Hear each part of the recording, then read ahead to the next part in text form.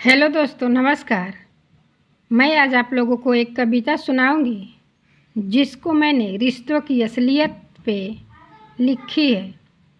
यदि आप भी रिश्तों को लेकर परेशान हैं, रिश्तों की असलियत समझ नहीं पा रहे हैं, तो प्लीज़ एक बार यह वीडियो ज़रूर देखिए। आपके मन का सारा भ्रम दूर हो जाएगा। तो चलिए शुरुआत करते हैं। रिश्तों का मतलब क्या होता है? रिश्तों का मतलब क्या होता है ये हर कोई कहाँ समझ पाता है।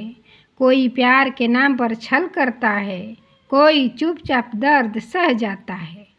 कुछ रिश्ते दिल से निभते हैं, कुछ रिश्ते दिल से निभते हैं, कुछ मतलब से जुड़ जाते हैं। ज़रूरत पूरी होते ही अक्सर अपने भी दूर हो जाते हैं। कोई मीठे शब्दों से बहलाता है, कोई मीठे शब्दों से बहलाता है, अंदर ही अंदर वार करता है। कोई अपनों को बचाने खातिर हर इल्ज़ाम स्वीकार करता है।